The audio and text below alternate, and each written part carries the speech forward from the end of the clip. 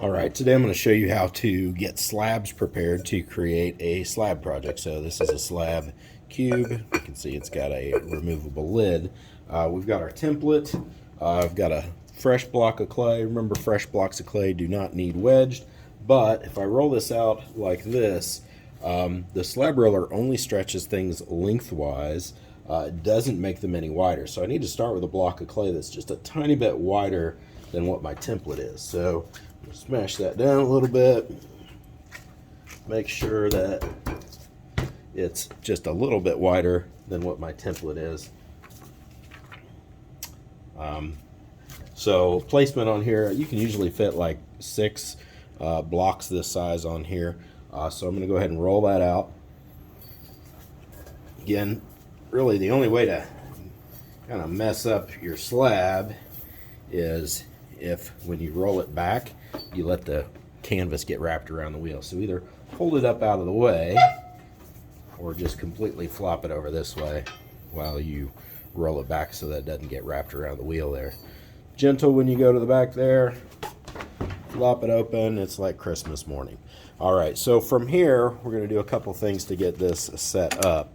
I need to cut this to basically the right size and smooth it out, and then I'm going to store them for a little bit to let them stiffen up.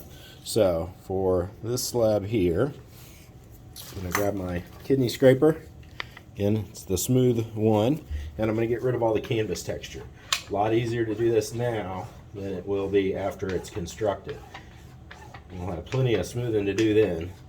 So get one side.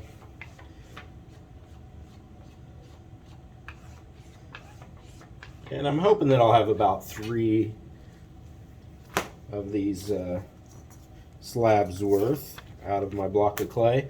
I think you've got a little bit more clay than I do, so I may only get 2.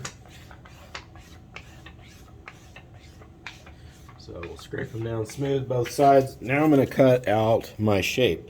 Now the temptation is to cut it to the exact right size.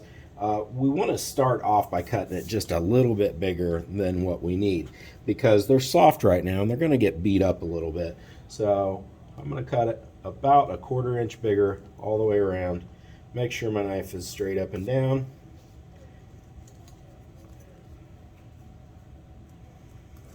And it looks like I'll only have room for 2.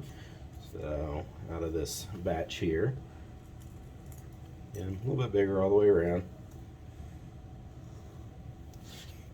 Make sure this extra stuff that comes off here gets reclaimed. You can see that the slab roller bed there is a different color. It's because it's wet. That means the moisture has come out of your clay.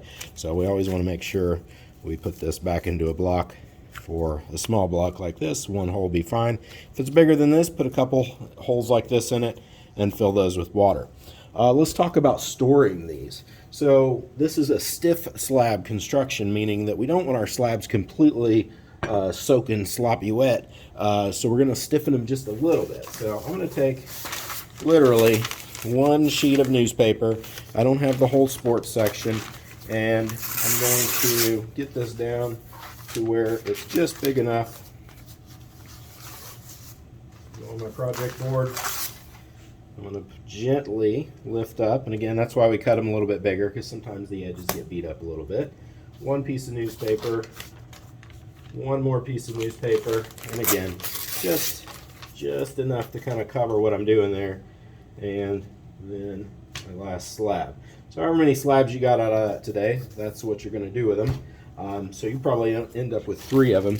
Then I'm going to wrap it up real tight. The newspaper is going to do the job of soaking out just enough water so that we can build with these. But if we leave them completely uncovered, they're going to be completely dry the next day.